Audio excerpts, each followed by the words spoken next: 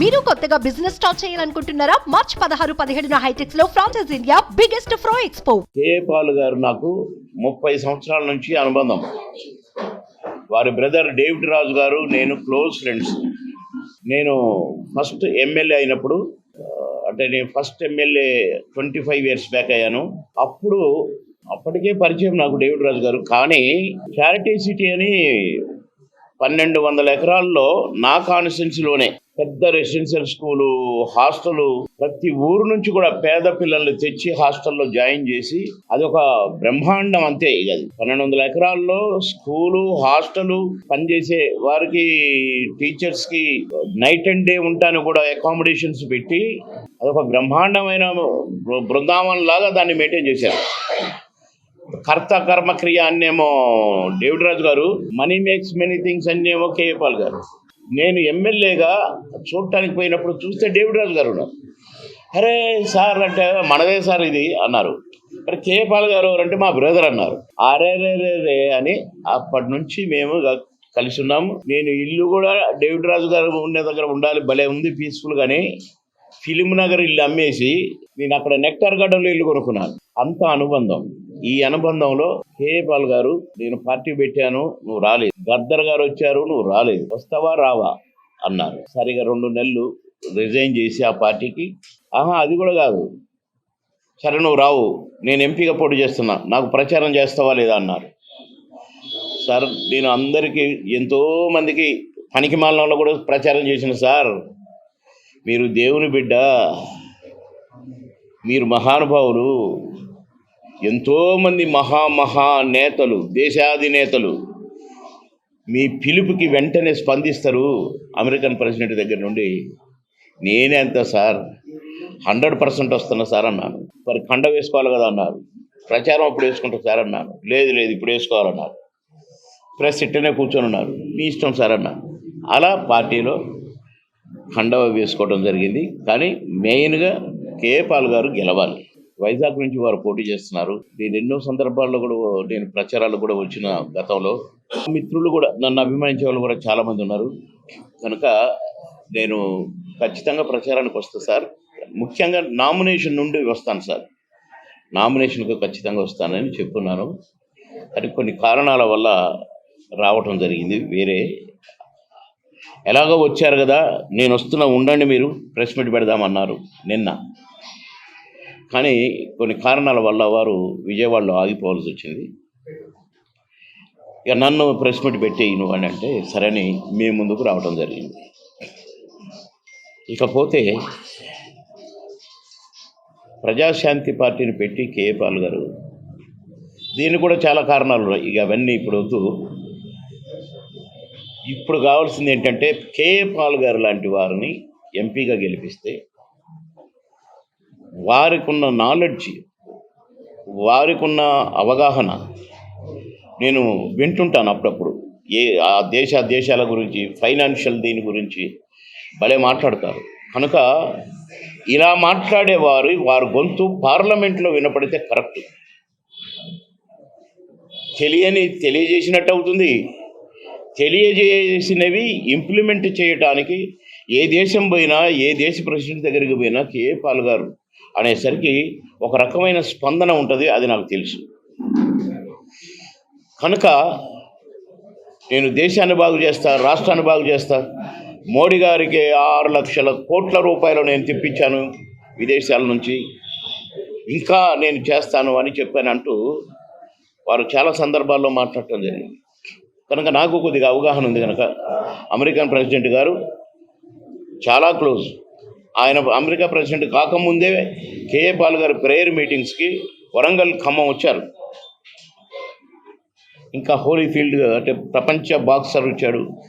ఇట్లా వారికి ఉన్న అనుబంధాన్ని వారు ఒక పార్టీ పెట్టి ఆ పార్టీ ద్వారా సేవలు అందించాలనే ఒక నిశ్చయానికి వచ్చి వారు రేపు ఎంపీగా ఇక్కడ నుంచి వైజాగ్ నుండి పోటీ చేస్తున్నారు. నిరుద్యోగులకు నేను సహాయపడతాను, రకరకాలుగా నేను ఫండ్స్ తెస్తాను, జీవనోపాధికి వారికి నేను ఉపయోగపడతాను. అంతేకాకుండా దేశానికి కూడా ఉపయోగపడాలంటే నేను ఒక ఎంపీగా పార్లమెంట్కి వెళ్తేనే నేను ఈ దేశానికి ఉన్నటువంటి అప్పులు, ఈ రాష్ట్రానికి ఉన్నటువంటి అప్పులు, ఇప్పుడు ఈ గవర్నమెంట్లు చేసిన అప్పులు ఒక్కొక్క వ్యక్తికి తలకాయకు లక్షల్లోనే ఉన్నాయంట. అవన్నీగా కూడా మనం అప్పు చేసినప్పుడు ఎలా తీరుద్ది అప్పు? అప్పు తీరిస్తే, సంపాదించి తీరిస్తే తీరుద్ది. కానీ ఇక్కడ పాలిటిక్స్లో ఎట్లా తీరుద్ది? తలకు మించిన భారం అప్పు అయినప్పుడు ఇతర దేశాల నుంచి డొనేషన్స్ లాగా తెప్పించుకోవాలంటే చెల్లే నాలుక కావాలి కదా. కనుక కేఏ పాల్ గారి నాలుక చెల్తుంది. వారికి చాలా రకాల సోర్సు, కోట్లు పంపే సోర్సు ఉన్నాయి, నాకు తెలుసు. కనుక ఎంతోమందిని గెలిపించారు విశాఖ ప్రజలు. కేఏ పాల్ గారికి ఒక అవకాశం ఇవ్వండి, నిజంగా మీకు మంచి జరుగుతుంది. నిజంగా మీ బిడ్డల నిరుద్యోగులకు మంచి జరుగుతుంది. వారు ఏ ఫ్యాక్టరీని వచ్చి తెచ్చి ఒక బ్రాంచ్ ఇక్కడ పెట్టండి అంటే వైజాగ్లో పెడతారు. వారు ఏదైనా అనుకుంటే సాధించి తీరుతారు. ఇతర నాయకుల్లాగా లేనిపోంది చెప్పటం, ఉన్నది లేనట్టు, లేనిది ఉన్నట్టు అభూత కల్పనలు చేయటం కేఏ పాల్ గారికి రాదు. వారు బైబిల్లో ఉన్నది ఉన్నట్టుగా, దేవుడు ఆయన మనసుకు చెప్పినట్టుగా మాట్లాడి అదే అలవాటైంది. అందుకే వారు స్టబన్గా మాట్లాడతారు. లేది ఉన్నట్టుగా మాట్లాడటం అసలు రాదు, అబద్ధం ఆడటం అసలు రాదు. మొన్న ఒక విలేకరి గారు ఒక తమ్ముడు అడిగాడు నన్ను, అందులో ఎందుకు చేరినావు సార్? ఏముందాడా, మునుగోడు ఎలక్షన్లో కేఏ పాల్ గారు నిలబడ్డారు, ఏం ఓట్లు వచ్చినాయి అన్నారు. తమ్ముడు, గుండె మీద చేసుకొని చెప్పు, నువ్వు విలేకరు కదా. మునుగోడులో జరిగింది ఎలక్షనా చెప్పు. డబ్బు పంచి, సార పంచి, నెల 2 నెలలు 3 నెలలు మొత్తం మంత్రులు డంపై ముఖ్యమంత్రి గారు ఒక్క ఊరుకు ఇన్ఛార్జ్ తీసుకొని, ఆయన కుమారులు ఒక్క ఊరు ఇన్ఛార్జ్ తీసుకొని, హరీష్ రావు ఒక్క ఊరు ఇన్ఛార్జ్ తీసుకొని, అంటే ఊరుకొక లీడర్ని పెట్టి మందు డబ్బు పంచటమే పని, ఓటరు తెల్లార్లు తాగి ఇట్టుండటమే పని. కొద్దిగా మెలకు వచ్చిందనుకోండి, మెలకు రాగానే నోరు తెరిచి సీసా పెడుతున్నారు. ఇట్లా ఎలక్షన్ అయినాక ఎంతమంది చనిపోయి ఉంటారో తెలియదు. ఎందుకంటే ఇప్పుడేమో నోరు తెరిచి పోసిరి, ఎలక్షన్ అయిపోయినాక పోస్తారా? అది అలవాటుగా మారి చిన్నపిల్లలుగా కూడా తాగుంటే చూసినా నేను. నిజాన్ని చెప్తాముడు, నువ్వు చూడలేదా? మునుగోడు రాలేదా? మీ టీవీ రాలేదా? అది ఎలక్షన్ అంటారా? కాదు సార్. కనుక కేఏ పాల్ గారు సార పంచగలడా? డబ్బులు పంచగలడా? పంచమని చెప్పగలరా? సో ఇది చేస్తా అని మాత్రమే చెప్పగలరు. కనుక అది ఎలక్షన్ కాదు. అలాంటి ఎలక్షన్లు అసలు సార్ పోటీ చేయకూడదు. కానీ గద్దర్ గారు ప్రెషర్ వల్ల దేంట్లో మొత్తానికి పాపం నాకు తెలియదు, మెలకువలు తెలియదు. ఈ జంపింగ్లు రావు. పాపం వారు దైవజనులు, ఉన్నది ఉన్నట్టు మాట్లాడటం తెలుసు. ఇది చెప్పాలనుకుంటే చెప్పడమే తెలుసు. కనుక ఆ ఎలక్షన్ కాదయ్యా అని నేను చెప్పడం జరిగింది. ఈ వైజాగ్ యువత బాగుపడాలంటే, ఈ పరిసర ప్రాంతాలు బాగుపడాలంటే, ఇప్పుడు మొన్న స్టీల్ ప్లాంట్ది అదేదో అమ్మకానికి పెట్టి మోడీ గారు ఏదో జరిగింది. నేను విన్నాను, మీరు కూడా వినుంటారు. అది మీరు ఎంతకు అమ్ముతున్నారో నేను ఇస్తా డబ్బు, దాన్ని నమ్మటానికి వీల్లేదు అని పెట్టారు. దట్ ఈస్ కేఏ పాల్ గారు. కనుక అలాంటి మంచి వైట్ పేపర్ లాంటి కేఏ పాల్ గారిని నేను ఎంపీగా సేవలు అందిస్తా అని వచ్చారు. కనుక ఖచ్చితంగా చెప్పినట్టుగా పనిచేస్తారు. కనుక తప్పక గెలిపించాలని, అలాంటి మంచి మనసు వచ్చిన మంచి లీడర్గా, దేవుని భక్తుడు, దేవుని బిడ్డ, త్రికరణ శుద్ధిగా మీకు సేవలు అందిస్తారు. అందుకే నేను వచ్చాను ఒక మాట చెప్పుదామని. ఎందుకంటే నేను కూడా 3 సార్లు ఎమ్మెల్యేగా, 2 రాష్ట్రాలకు మంత్రిగా, లేబర్ అండ్ ఫ్యాక్టరీస్ మినిస్టర్గా పనిచేశాను. ఏ పొలిటీషియన్ అయినా అబద్ధం ఆడకుండా కుదరదు. కానీ నేను 3 సార్లు ఎమ్మెల్యేని, 3 5 15, ఒకసారి చంద్రబాబు గారికి యాక్సిడెంట్ అయినప్పుడు గవర్నమెంట్ ఓడిపోయింది. 5 కలిపితే 20, ఈ 5 కలిపితే 25 సంవత్సరాలు కంప్లీట్ అయ్యాయి. ఈ 25 సంవత్సరాల్లో నేను ఎమ్మెల్యేగా కానీ, మంత్రిగా కానీ, ఓడిపోయి కానీ, గెలిచి కానీ అబద్ధం ఆడలేదు, తప్పు చేయలేదు, లంచం తీసుకోలేదు, కాంట్రాక్టులు చేసి కోర్టు సంపాదించలేదు, కనీసం ఒక్క రూపాయి కూడా ఆశించకుండా పేదల లీడర్ అనిపించుకుంటూ పనిచేశాను. ఎందుకంటే కేఏ పాల్ గారు లాంటి మహానుభావుల స్నేహంలో నేను నేర్చుకున్నది. కనుక కేఏ పాల్ గారు కూడా బ్రహ్మాండంగా సేవలు అందిస్తారు. వారిని మీ నాయకుడిగా ఎన్నుకోండి. పార్లమెంటులో వారి గొంతు వినిపిస్తారు. పార్లమెంటులో ఏం చేస్తే ఈ దేశానికి నప్పులు పోతాయో చెప్తారు, తీసుకెళ్తారు కూడా. కనుక అలాంటి లీడర్ని గెలిపించాలని కోరడానికే నేను వచ్చాను. మిమ్మల్ని అందరినీ చూశాను చాలా రోజుల తర్వాత. మీ అందరికీ కూడా పేరు పేరున నా ధన్యవాదాలు. పాల్ గారిని గెలిపించండి. నమస్కారం. ఎస్, కేఏ పాల్ గారికి మంచి ఆలోచన ఉంది. ఆయన చెప్తే వచ్చే కంపెనీలు ఉన్నాయని చెప్తున్నారు. కానీ ప్రస్తుతమైనటువంటి వ్యవస్థలని, ప్రస్తుత రాజకీయ పార్టీని ప్రజాశాంతి పార్టీ ఎలా జరుగుతుంది? ఏంటది? ప్రస్తుతం ఉన్న రాజకీయ పరిణామాన్ని మీరు చెప్పినట్టు ప్రపంచ ప్రసంగికులుగా ఆయన ఖచ్చితంగా ఆయన విశాఖ ఎంపీగా పరిణామాలు అంటే పరిణామాలు మీన్స్ ఇప్పుడున్న పొత్తులు కావచ్చు, ఇలాంటి రాజకీయాలు మీ 27 ఏళ్ళ ఇవన్నీ కూడా ఎట్లా ఆయన అవును. ఎస్, ఆహా, మందు అదే రాంగ్ వినకూడదు మీరు.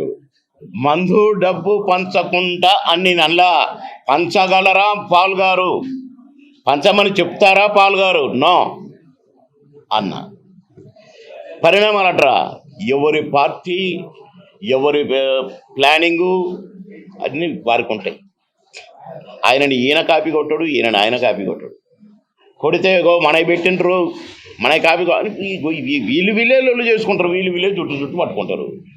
మేము ఒకళ్ళ జుట్లు ముడేయటానికి కాదు. పాల్ గారు ప్రజలకు నేను ఇది చేస్తానని చెప్పి నాలాంటి వాడిని గెలిపించమని అడగటమే వారికి తెలుసు. మేము వస్తే కూడా గదే చెప్తాం. అంతే తప్ప ఆ పార్టీకి ఈ పార్టీకి మాకు సంబంధం లేదు. ఒకవేళ ఇంకంత దాకా రాలా, కనీసం షెడ్యూల్ కూడా రాలేదు. ఇంకా షెడ్యూల్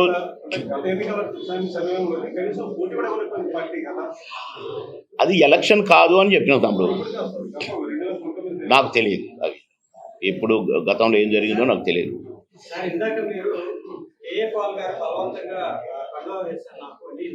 బలవంతంగా లేదు, వేస్తున్నా అన్నారు, వేయమన్నా. ఎస్,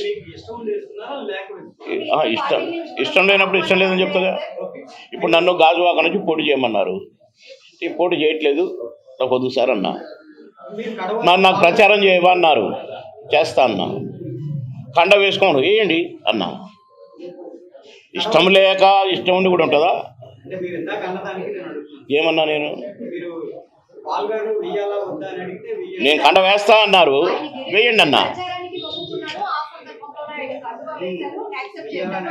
అవును, 30 ఏళ్ల నుంచి నడుస్తున్న పాల్ గారితో. ఈ కండవతో కాదు నడిచేది, మనసుతో.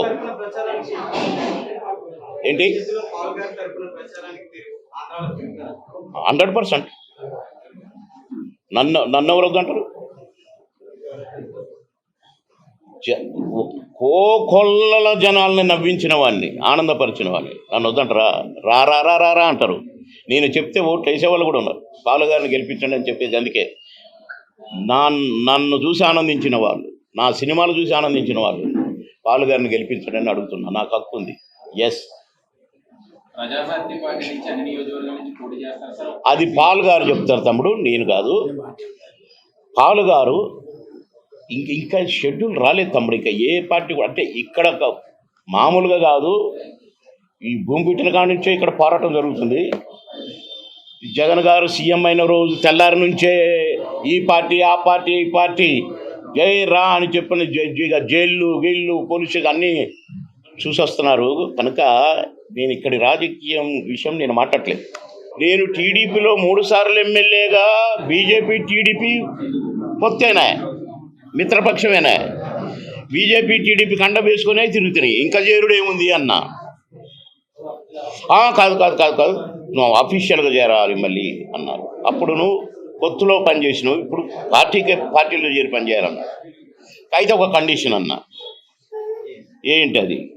వరంగల్లో పుట్టిన నేను, వరంగల్లో మా ఫాదర్ టీచర్ పనిచేశారు, నాకు అక్కడ చాలామంది చుట్టాలు కూడా ఉన్నారు. వాళ్ళందరి కోరిక ఒక్కసారన్నా నేను వరంగల్లో పోటీ చేయాలని. ఇక నేను ఎమ్మెల్యేగా చేయను, ఒకవేళ నాకు వరంగల్ ఎంపీ టికెట్ ఇస్తే నేను చేరతానన్నా. నిన్ను మించిన క్యాండిడేట్ మాకు దొరుకుతారా, వామ్మో ఇంద్రుడు చంద్రుడు అని నా పేరే లేకుండా లిస్టు పంపారు పోయినసారి ఎంపీ ఎలక్షన్స్. ద్రోహం కదా, అబద్ధం కాదు అది? చేరమని చేర్చుకొని టికెట్ ఇవ్వకపోవటం అది కరెక్టా? అయిపోయింది. ఈసారి కూడా ఇస్తారనుకుంటే ఈసారి కూడా ఇచ్చే పొజిషన్ లేదా. జనవరి నుంచి డిసెంబర్ నుంచి ఆల్మోస్ట్ 3 సార్లు మోడీ గారు వచ్చారు హైదరాబాద్, నడ్డా గారు 3 సార్లు వచ్చారు హైదరాబాద్, అమిత్ షా గారు 3 సార్లు వచ్చారు హైదరాబాద్. నాకు ఫోన్ కాల్ కానీ చిన్న ఇన్ఫర్మేషన్ కూడా నాకు ఇవ్వనప్పుడు నా స్థాయికి ఎన్నో సినిమాల్లో తెలుగు, తమిళ్, కన్నడ, హిందీ భాషల్లో నటించలేదు, ఏ తెలుగువాడు ఇతర భాషల్లో నటించలేదు. అక్కడ కూడా నాకు పాటలు, డ్యాన్సులు. ఆడ పంచనబడి అయ్యా అని బిచ్చమడుకోమంటావు నన్ను. అందుకే నాకు ద్రోహం చేసింది కనుక అవన్నీ అడిగి ప్రెస్ ముందు ఏమేమి చేసినారో అన్నీ అడిగి ఇందుకే రిజైన్ చేస్తున్నానని కొన్ని పేర్లు కూడా చదివి రిజైన్ చేశాను. సుమన్ టీవీలో మీ పర్సనల్ అండ్ బిజినెస్ ప్రమోషన్స్ కోసం కింది నెంబర్కి కాంటాక్ట్ చేయండి.